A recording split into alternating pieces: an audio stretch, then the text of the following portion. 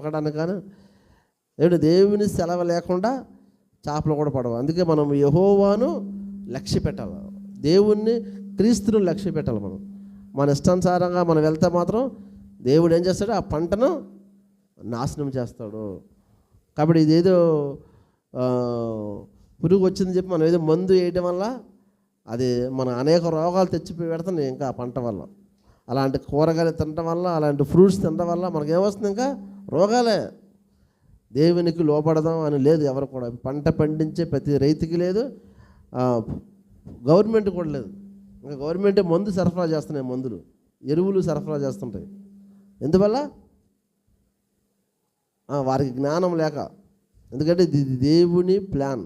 ఇది ఏ ప్లాన్? ఇది పురుగులు మిడతలు వచ్చాయంటే కారణం ఏంటి?